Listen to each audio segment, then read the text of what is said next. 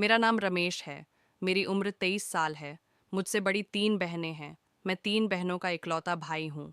मैं अपने माँ बाप का बहुत लाडला हूँ। मेरे माँ बाप ने बचपन से ही मेरी हर ख्वाहिश पूरी की है। मेरे पिता 2 साल पहले हार्ट अटैक की वजह से मर गए थे। इसी वजह से घर की सारी जिम्मेदारी और बहनों की शादी की जिम्मेदारी थी मेरे सर पर आ गई। मैंने अपनी बहनों की शादी करने में देर नहीं लगाई। पहले मेरी बड़ी बहन का रिश्ता आया, फिर उसके बाद छोटी बहन का। 1 साल के अंदर मैंने अपनी दोनों बहनों को विदा कर दिया। अभी मेरी एक बहन रह गई थी, उसके लिए भी एक अच्छा रिश्ता तलाश कर रहा था। मैंने पढ़ाई छोड़कर काम करना शुरू कर दिया।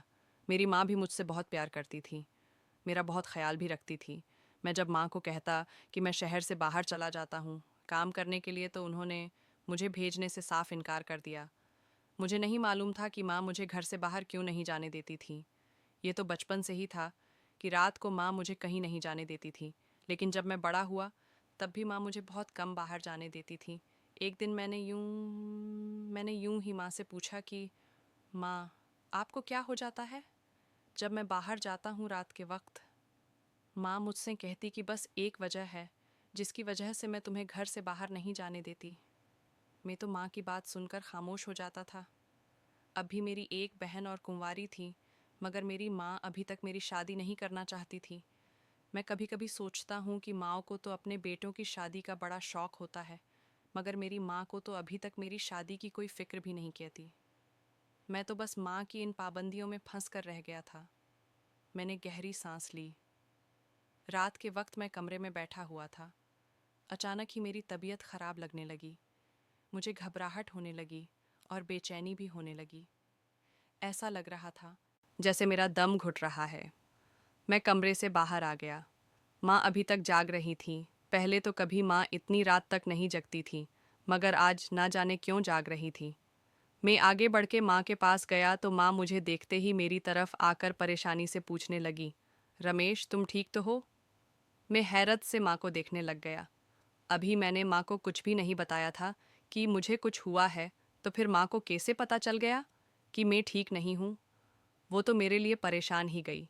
मैंने कहा, माँ, कुछ नहीं हुआ है। लेकिन माँ मुझसे कहने लगी, अगर कोई बात है तो बताओ। तुम इतनी रात को अपने कमरे से बाहर इस वक्त क्या कर रहे हो? तुम ठीक तो हो? मैंने माँ की तरफ देखकर इनकार में सर हिला दिया। मेरी तरफ देखकर माँ कुछ सुकून से हुई, लेकिन कोई बात तो ज़रूर थी। किसी वजह से मैं इतना परेशान हो गई थी। मैंने जब जब उनको कहा कि कुछ नहीं हुआ, तब जाकर माँ को कुछ सुकून मिला और वह कमरे में चली गई। लेकिन मुझे खुद अपनी हालत का नहीं पता था कि मुझे क्या हो रहा था। कुछ भी समझ नहीं आ रहा था। काफ़ी देर तक मैं बाहर ही टहलता रहा। फिर मैं अपने कमरे में आ गया और लेट और सो गया। रात को ना जाने किस वक्त मेरी आंख खुली। मैंने देखा कि माँ मेरे पास ही थी। मैंने हैरत से माँ की तरफ देखा, जो मेरे पास बैठे हुई थी। माँ को कुछ दिनों से न जाने क्यों मेरी इतनी फिक्र लगी हुई थी। मैंने हैरत से मन की तरफ देखा और कहा, माँ, आप इतनी रात को यहाँ पर कैसे और क्यों मेरे पास बैठी हुई हो? आप अभी तक सोए नहीं। अब आप सो जाओ। माँ अपने कमरे में जाकर, मैं ठीक हूँ। माँ ने मेरी तरफ देखा और कहने लगी, मुझे तुम्हारी फिक्र हो रही थी। मैंने कहा, क्यों, मुझे क्या हुआ है? मैं तो बिल्कुल ठीक हूँ। आप आराम से जाकर सो जाओ। उन्होंने मुझसे कहा, ठीक है, मैं चली जाती हूँ। तुम अपना ख्याल रखना। तो माँ उठकर कमरे से चली गई। मुझे ऐसा लग रहा था जैसे मुझे बुखार हो रहा है और मेरे सर में बहुत तेज़ दर्द हो रहा था। अगले दिन तक मुझे बहुत तेज़ बुखार हो गया। माँ ने मुझे कहा कि वह किसी तांत्रिक बाबा से मेरे लिए कुछ ले आएंगी। मैंने माँ से कहा, क्यों, मुझे ऐसा क्या हो गया है? पहले भी तो बुखार हो जाता था। तांत्रिक बाबा के पास जाना ज़रूरी है क्या? तभी माँ ने मुझे डांट कर खामोश कर दिया और ज़बरदस्ती मुझे उसे तांत्रिक के पास ले गई। वह बाबा मुझे अजीब सी नज़रों से घूर रहा था। उसने मुझे एक गिलास पानी का दिया। जैसे ही मैंने वह पिया, उसके बाद मुझे कोई होश नहीं रहा। जब मेरी आंख खुली तो मैं कमरे में अकेला था। माँ भी कमरे में नहीं थी। मैंने माँ को आवाज़ दी तो माँ कमरे के अंदर आई। मैंने माँ से कहा, ये कौन बाबा था? माँ मुझे कहने लगी, इन्होंने एक दवाई पिलाई थी जिससे तुम जल्दी ठीक हो जाओगे। मैंने इनकार से सर हिलाया, क्योंकि मुझे इन सब पर कोई भरोसा नहीं था। मैं इन मनगढ़ंत लोगों को नहीं मानता था। सरे से चली गई। उस दिन के बाद माँ इस वजह से माँ कमरे से चली गई। का अजीब सा रवैया हो गया था। मैं जब भी उन्हें कुछ कहता, वह इस काम को उल्टा कर देती थी। अब तो मेरी कोई बात भी नहीं सुनती थी। जब भी उन्हें मैं कहता कि मुझे कहीं जाना है तो गुस्सा कर जाती थी। मुझे तो उनकी कुछ समझ नहीं आ रही थी कि आखिर उनको हो क्या गया है। एक दिन ऐसे ही मुझे गुस्सा आ गया। कह दिया कि आप मेरी कोई और। मैंने माँ को गुस्से में कहा, बात सुनती ही नहीं हो, आप मेरी कोई बात मानती भी नहीं हो, मुझे भी अब आपसे कोई बात नहीं करनी है। उसे दिन के बाद माँ मुझे कहने लगी कि वह जल्द से जल्द मेरी शादी करना चाहती हैं।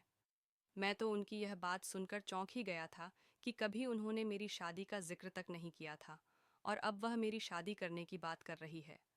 आज से पहले उन्हें कभी मेरी शादी का कोई ख्याल भी नहीं आया था, लेकिन अब उन्हें यूं अचानक से मेरी शादी का ख्याल आ गया था। मुझे तो कुछ समझ नहीं आ रहा था। माँ की सारी बातें मेरी समझ से बाहर थीं। अचानक मेरी शादी क्यों करना चाहती हैं? एक दिन मैं खाना खा रहा था और माँ मेरी बहन के साथ फ़ोन पर लगी हुई थी। उसे बता रही थी उन्हें जैसी लड़की ढूंढनी थी ढूंढ ली है, अब बस दुआ करना कि घर वाले मान जाएं। मुझे लगा पता नहीं किसके बारे में बात हो रही है, किसकी शादी की बात हो रही है। समझ नहीं आ रहा था कि माँ किस लड़की की बात कर रही हैं। जब मन फ़ोन काट कर मेरे पास आकर बैठी, तब मैंने उनसे पूछा कि आखिर किसके रिश्ते की बात हो रही थी। माँ ने मुझे बताया कि मेरे मामा के एक दोस्त की बेटी है जो बहुत ही सुंदर है, उसी के रिश्ते की बात हो रही थी, वह भी मेरे लिए। मैं चौंक गया। उसके रिश्ते की बात तो पहले भी चली थी, लेकिन माँ को तो और लड़कियाँ देखने की फुर्सत ही नहीं थी। वह तो बस एक ही लड़की के पीछे पड़ गई थी। हजारों लड़कियाँ थीं, मगर माँ को वही एक लड़की चाहिए थी और माँ उसी के साथ मेरी शादी करना चाहती थी। एक दिन मेरी बहन से बात हुई थी। मैंने उसे कहा कि मुझे भी तो वह लड़की दिखाओ जो माँ ने पसंद की है और उसी के साथ मेरी शादी करना चाहती है। आखिर मैं भी तो देखूं कि वह लड़की है कौन, जिसके सिवा माँ को कोई दूसरी लड़की पसंद नहीं आती। मेरी बहन कहने लगी, भैया, माँ ने हमें सख्ती से मना किया है कि आपको वह लड़की नहीं दिखानी है, कुछ भी हो जाए। मैंने हैरत से कहा, क्यों भाई? शादी से पहले तो मैं एक बार लड़की को देखूंगा ही। ये माँ की कैसी जिद है? क्या अब मैं लड़की को भी नहीं देख सकता? अपनी बहन की बात सुनकर मुझे हैरानगी हो रही थी। वह मुझे सख्ती से मना कर रही थी कि कुछ भी हो जाए, लड़की नहीं दिखानी है भैया को। आखिर यह क्या बात हुई थी मेरी? जिसके साथ शादी होनी है उसे देख भी नहीं सकता। ये बात बहुत अजीब थी। मुझे इस बात का मतलब बिल्कुल भी समझ नहीं आ रहा था। मैं कोई पागल था जो बिना देखे ही लड़की से शादी कर लेता। रात का वक्त था। मैं कमरे में बैठा हुआ था। मुझे कुछ समझ नहीं आ रहा था कि मैं क्या करूं। आखिर में मैं उठा और माँ के कमरे में चला गया। वह मुझे देखकर कहने लगी, क्या हुआ है, तुम परेशान लग रहे हो? मैं माँ के पास जाकर बैठ गया और मैंने माँ को कहा, मुझे बताइए, आप मेरी शादी किसके साथ शादी कर रही हैं? मुझे उस लड़की को देखना है माँ। मुझे देखकर कहने लगी, क्या हो गया है अचानक से तुम्हें? मैंने बस एक बार कह दिया ना कि जिस लड़की के साथ मैं तुम्हारी शादी करना चाहती हूँ तुम उसे नहीं देख सकते। मैंने हैरत से कहा, क्यों नहीं देख सकता? कोई तो वजह होगी। लेकिन माँ ने मुझे कहा कि वह मुझे किसी भी कीमत पर नहीं दिखाएंगी। मुझे कुछ समझ नहीं आ रहा था कि माँ को क्या कहूँ। मैं अपने कमरे में आ गया और सोचा, चलो, जब शादी होगी मैं तभी उस लड़की को देख लूँगा कि आखिर मेरी माँ ने मेरे लिए कौन सी हूर परी पसंद की है जो उन्होंने मुझे दिखाई तक नहीं। और इसी से मेरी शादी भी करवाने वाली है माँ। मेरी शादी की तैयारी कर रही थी माँ को। न जाने अब अचानक से मेरी शादी की क्या जल्दी थी। धीरे धीरे मेरी शादी का वक्त आ गया और आज मेरी मेहंदी की रस्म थी। लेकिन माँ मुझे अपनी शादी से कुछ खुश नज़र नहीं आ रही थी। वह मुझे परेशान परेशान सी लग रही थी। मैंने माँ से पूछा भी कि आपको क्या हुआ है, लेकिन उन्होंने मुझसे मना कर दिया कि उन्हें तो कुछ भी नहीं हुआ है। जब फंक्शन ख़त्म हुआ तो मैं कमरे में आ गया। मुझे ऐसे लग रहा था जैसे मेरा दम घुट क्या हो रहा था। मैंने पानी पिया, मगर रहा है, मुझे ना जाने क्या हो रहा था। फिर भी न जाने क्या हो रहा था। मैं माँ के कमरे में गया, मुझसे चला तक नहीं जा रहा था। मैं बहुत मुश्किल से माँ के कमरे तक गया।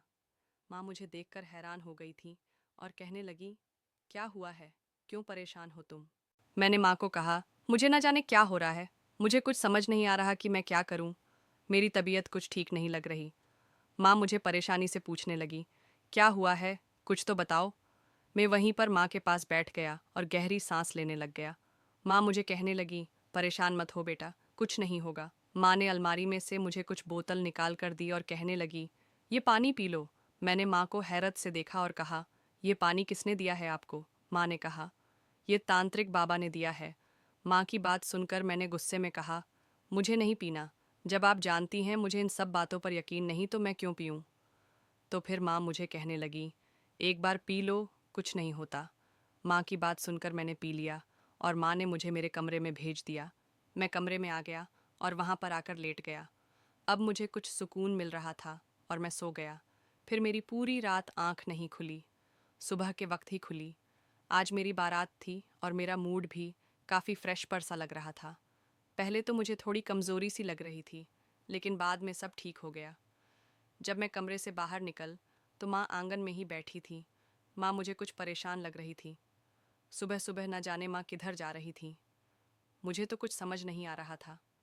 काफ़ी वक्त बाद माँ घर को वापस आई थी। जब मैं उनसे पूछा, आप कहाँ गई थी, तो उन्होंने मुझे कुछ नहीं बताया। मैंने गुस्से से कहा, आप मुझे कुछ भी नहीं बताती। आखिरकार मेरी शादी हो गई और हम दुल्हन को विदा कर कर घर ले आए। लेकिन ना जाने क्यों मैंने अभी तक उस लड़की को नहीं देखा था और मेरा कमरे में जाने को दिल भी नहीं कर रहा था। आखिर जाना तो था ही। थोड़ी देर बाद मैं कमरे में गया। सामने ही वह बेड पर घूंघट ओढ़ कर बैठी हुई थी। मैं उसके पास जाकर बैठ गया। काफ़ी देर बैठा रहा। आखिर मैंने हिम्मत करके उसका घूंघट उठा ही लिया। लेकिन मैं तो उसको देखा ही रह गया। वह बहुत ही खूबसूरत थी। मैं उसके चेहरे से नज़र नहीं हटा पा रहा था। वह भी मेरी तरफ ही देख रही थी, जैसे वह मुझे देखकर कुछ रहेगी। फिर उसने मुझसे कहा कि मैंने आपको पहले भी कहीं देखा है। मैंने मुस्कुराते हुए कहा, कहाँ देखा है? मैं तो आपको पहली बार देख रहा हूँ। मैंने तो आपको पहले कभी नहीं देखा। वह मेरी यह बात सुनकर मुस्कुराई। वह मुझे बहुत अच्छी लग रही थी। उसकी बातें करने का अंदाज भी बहुत अच्छा था और उसकी आवाज़ भी बहुत खूबसूरत थी। अगले दिन माँ ने मुझसे पूछा, लड़की अच्छी लगी तुम्हें? माँ की बात सुनकर मैंने शर्माते हुए सर हिला दिया। कुछ दिन बाद मैंने अपनी पत्नी में एक अजीब सी बात महसूस की कि रात के वक्त वह कमरे में बेचैन हो जाती थी, जैसे उसका दिल बाहर जाने को करता था। मुझे समझ नहीं आती थी कि उसे क्या हो जाता है।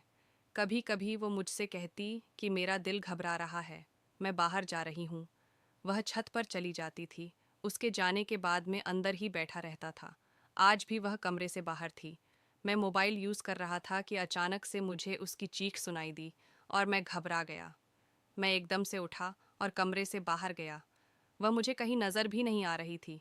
मैं सोच में पड़ गया कि ना जाने उसकी आवाज़ कहाँ से आ रही है। उसकी आवाज़ कहाँ से आई? मैं ऊपर छत की तरफ गया। तब मुझे हैरत हुई। वह छत पर बेहोश पड़ी हुई थी। मैंने उसको उठाने की कोशिश की। उससे कहा, होश में आओ, लेकिन वह नहीं उठी। मैं उसे गोद में उठाकर अपने कमरे में ले आया और जल्दी से माँ को बुलाया। उसे देखकर माँ बहुत परेशान हो गई थी। ना जाने उसको क्या हो गया था। माँ कहने लगी, ज़्यादा परेशान होने की ज़रूरत नहीं है। बस तुम उसे ऐसे ही छोड़ दो। सुबह तक खुद होश में आ जाएगी। मैंने हैरत से माँ की तरफ देखकर कहा, क्या हो गया है आपको? मैं इसे ऐसे ही छोड़ दूँ? मैंने गुस्से में कहा, मैं इस अस्पताल लेकर जा रहा हूँ, लेकिन माँ ने मुझे लेकर जाने से मना कर दिया। मुझे समझ नहीं आ रहा था कि माँ क्यों मना कर रही है। माँ के इतना मना करने पर मैंने उनकी बात मान ली और कमरे में बैठा रहा। माँ चली गई थी। मैं अपनी पत्नी के पास बैठ गया। उसके चेहरे की तरफ देख रहा। कुछ हो रहा था, ना जाने क्यों उसकी था। मेरे दिल में कुछ हो रहा था। ना हालत अजीब सी हो गई थी। उसके चेहरे का रंग भी उड़ा हुआ था। काफ़ी टाइम में बैठा रहा। मुझे नींद आने लग गई थी, लेकिन मैं सोना नहीं चाहता था, बस उसे ही देख रहा था। काफ़ी टाइम बाद उसने धीरे से आंखें खोली। मैं उसके पास बैठा हुआ था। वह मेरी तरफ देखने लग गई, जैसे मुझे पहचानने की कोशिश कर रही हो। मैंने उसका हाथ पकड़कर उससे पूछा कि तुम्हें क्या हुआ है? तुम्हारी तबीयत तो ठीक है ना? वो मेरे चेहरे की तरफ देखने लगी। वह कुछ बोल नहीं रही थी, लेकिन मैं उसी को देख रहा था। अचानक उसकी आंखों में आंसू आ गए। मैंने उससे पूछा, क्या हुआ है? ऐसे रो क्यों रही हो? वह मुझे कहने लगी, मुझे क्या हुआ था? मैंने हैरत से उसकी तरफ देखा और कहा, उसका तो तुम ही को पता होगा कि तुम्हें क्या हुआ था। अगर तुम्हारी तबीयत ठीक नहीं थी तो तुम मुझे बता देती। मैं तुम्हें डॉक्टर के यहाँ ले जाता, लेकिन तुम तो छत पर चली गई। मुझे तुम्हारी चीखने की आवाज़ आई। तब मैं दौड़ता हुआ तुम्हें देखने चला गया। वह कहने लगी, मैं नहीं जानती कि मुझे क्या हुआ था। मैं उसके चेहरे की तरफ देखने लगा, जहाँ बहुत परेशानी छाई हुई थी। मुझे तो खुद कुछ समझ नहीं आ रहा था कि ये सब उसके साथ क्या हो रहा है। वो मुझे कहने लगी, वह अपनी माँ के घर जाना चाहती है। तो मैंने उससे कहा, चली जाओ। मैंने मना कब किया, लेकिन पहले अपनी तबीयत तो ठीक कर लो। उसने मुझसे कहा, आपकी माँ ने मुझे मना कर दिया है कि मैं कहीं नहीं जा सकती। उसकी यह बात सुनकर मैं सोच में पड़ गया था कि आखिर माँ ने उसको जाने से क्यों मना कर दिया। आज जब मैं ऑफिस से घर आया तो मेरी पत्नी किचन के कामों में बिजी थी। मैंने उसके बारे में माँ से पूछा कि वह कैसी है और घर में उसका सब लोगों के साथ व्यवहार कैसा है। माँ ने मुझसे कहा, ठीक है, अच्छी है, सबके साथ व्यवहार भी अच्छा है। माँ ने कभी मुझसे उसकी शिकायत नहीं लगाई थी। वह मुझे उसके बारे में कोई बात भी नहीं करती थी कि वह कैसी है और घर में सारा दिन क्या करती है। माँ मुझे नहीं बताना चाहती थी। मैंने सोचा चलो दोनों एक दूसरे के साथ बहुत खुश हैं। लेकिन जब भी मैं काम करके घर आता था तो मेरी पत्नी मुझे देखकर बहुत खुश हो जाती थी। लेकिन मुझे ऐसा लगता था जैसे मेरी गैर मौजूदगी में वह परेशान सी रहती हो। मैंने एक दिन माँ से पूछा, माँ, आप और मेरी पत्नी में कोई बात हुई है क्या? काफ़ी दिनों से मैं देख रहा हूँ आप दोनों एक दूसरे से ठीक से बात नहीं कर रही हो। माँ ने मुझे हैरत से देखा और कहने लगी, क्या हो गया है, तुम्हें कैसे सवाल कर रहे हो? वह मेरी बेटी की तरह है। मैं क्यों उसे कुछ कहूँगी, और वैसे भी वह भी मुझे कुछ नहीं कहती। अपनी माँ समझती है। तुम बड़े अजीब सवाल कर रहे हो मुझसे। मैंने कहा, नहीं माँ, मेरा मतलब वह नहीं था। मैं तो बस ऐसे ही पूछ रहा था। ऐसा लग रहा है कि आप परेशान हो या फिर वह परेशान है। माँ ने कहा, ऐसी कोई बात नहीं है तुम्हारी। पत्नी तो बहुत अच्छी है, उसका ख्याल रखा करो। वह ज़िंदगी में तुम्हारा बहुत साथ देगी। माँ आजकल बहुत अजीब बातें कर रही थीं। मुझसे कह रही थीं कि उसका ख्याल रखो, वही तुम्हें संभालेगी और तुम्हारा ख्याल भी रखेगी। लोगों की बातों में मत आना। मैंने तुम्हारे लिए अच्छी पत्नी ढूंढी है। मुझे समझ नहीं आती थी कि वह ऐसी बातें क्यों करती हैं। समझ तो मुझे उसे दिन आई जिस दिन माँ का देहांत हो गया। एक दिन अचानक ही माँ की तबीयत खराब हो गई। माँ शुगर की मैरिज थी। उनकी शुगर बहुत ज़्यादा हाई होने की वजह उनकी मौत का कारण बनी। मुझे तो यकीन नहीं आ रहा था कि माँ मुझे छोड़कर चली गई है। मुझे ऐसे लग रहा था मेरा सब कुछ खत्म हो गया है। मेरी बहनें भी बहुत रो रही थीं, लेकिन वक्त गुजरने के साथ साथ सब अपने घर चले गए। लेकिन मेरी नज़रें माँ को हमेशा घर में ढूंढती थीं।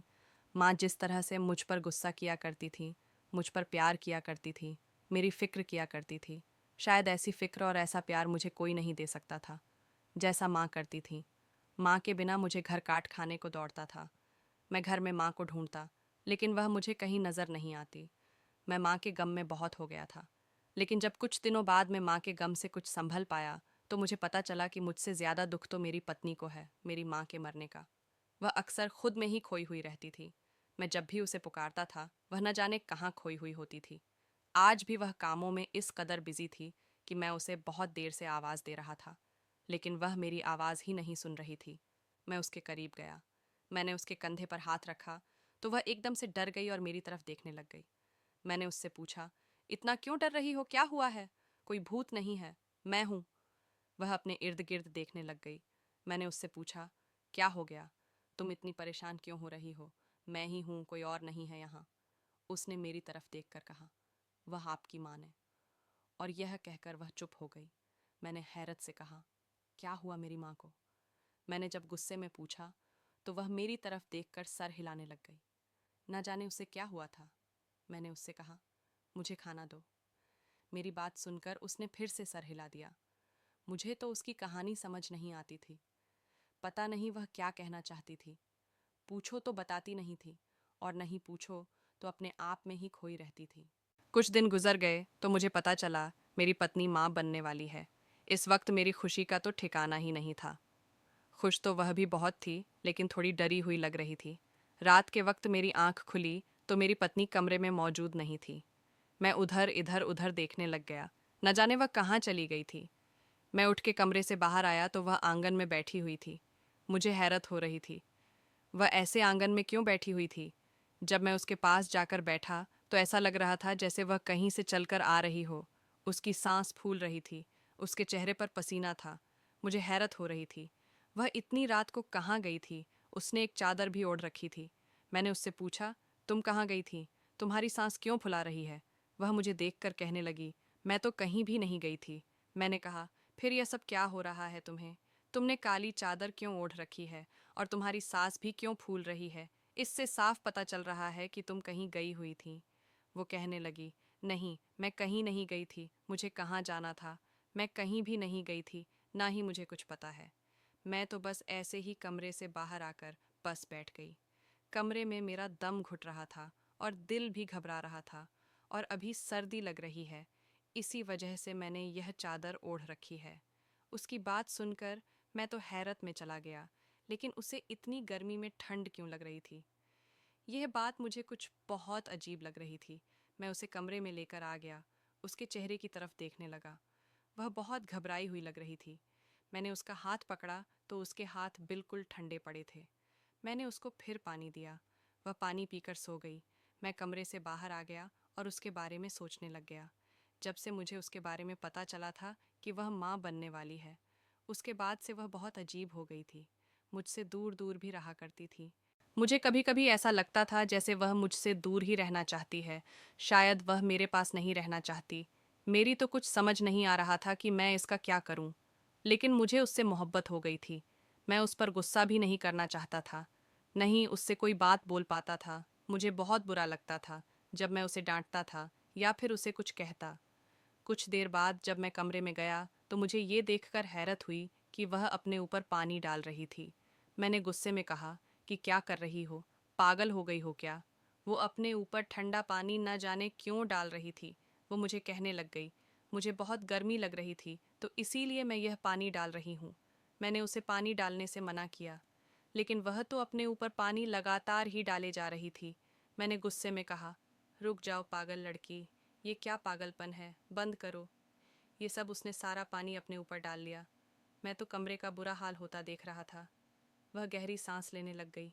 मुझे कुछ समझ नहीं आ रहा था, मैं उसका क्या करूं?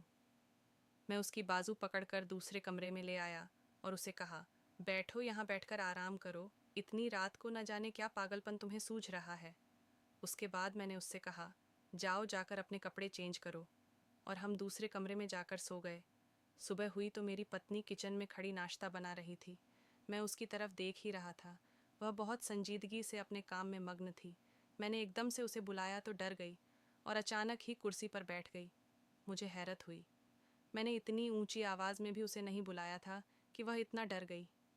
मैंने कहा, तुम ठीक हो? वो नहीं। मैं सर हिलाने लगी और कहने लगी, मुझे नहीं लगता मैं कभी ठीक भी हो सकती हूँ या नहीं। मैं बहुत गलत हूँ। मुझे उसकी बात समझ नहीं आ रही थी कि आखिर वह क्या कहना चाहती है। खैर मैं ऑफिस चला गया और काम में इतना बिजी हो गया था कि मुझे किसी चीज़ की खबर नहीं रही। जल्दी से सारा काम करने के बाद मैं घर की तरफ रवाना हो गया। घर आया तो देख मेरी पत्नी गहरी नींद में सोई हुई थी। फिर वह काफ़ी टाइम बाद उठी, मुझे देखकर हैरान हो गई और कहने लगी, आप इतनी जल्दी कैसे घर आ गए? मुझे बता तो देते कि जल्दी आ जाओगे। आज मैं उसकी बातें सुन रहा था। वह सोई हुई शक्ल पर मुझसे बातें कर रही थी। मुझे उसकी ऐसी भोली भाली बातें सुनकर उस पर बहुत प्यार आ रहा था। पर मैंने उसकी किसी बात का जवाब नहीं दिया। बस मन कर रहा था कि उसको देखता ही जाऊं। आखिर में मैंने उसे कहा, बस करो, तुम कितना बोलती हो। उसने कहा, आप मेरी बातों का जवाब नहीं दे रहे थे, इसीलिए मैं बोल जा रही थी कि किसी बात का तो जवाब शायद आप दे देंगे। उसकी बात सुनकर मैं मुस्कुरा दिया। मुझे उसका बोलना बहुत अच्छा लग रहा था।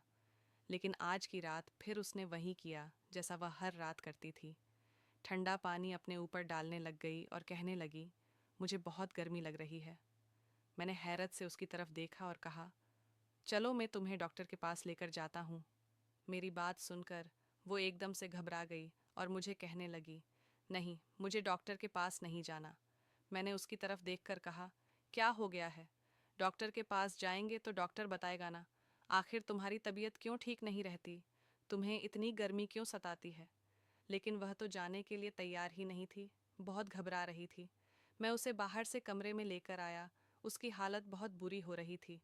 मुझे तो डर भी लग रहा था उसकी इन हरकतों की वजह से अगर बच्चे को कोई नुकसान पहुंच जाता तो मैं फिर भी उसे दोबारा कहा कि चलो डॉक्टर के पास ले जाता हूँ। वह एकदम से गुस्से में कहने लगी, बस मैंने एक बार कह दिया ना कि मुझे डॉक्टर के पास नहीं जाना, फिर क्यों आप बार बार जिद कर रहे हो। उसने तो गुस्से में मन कर दिया, लेकिन मुझे बहुत परेशानी हुई थी। मैं घर से बाहर निकाल और मोहल्ले की ही एक दाई के पास गया और उसे घर ले आया। मेरी पत्नी उस दाई को देखकर भी परेशान हो गई और मुझसे कहने लगी कि इससे कहो ये मुझे हाथ भी नहीं लगाए। मैंने फिर भी दाई को कहा, मेरी पत्नी को देखिए क्या हुआ है इसे। वह चेक करने लग गई, मगर मेरी पत्नी बहुत घबरा रही थी। दाई ने मेरी पत्नी को बहुत ही अजीबोगरीब नज़रों से देखा और वह मुझे कहने लगी, तुम अपनी पत्नी को तलाक दे दो।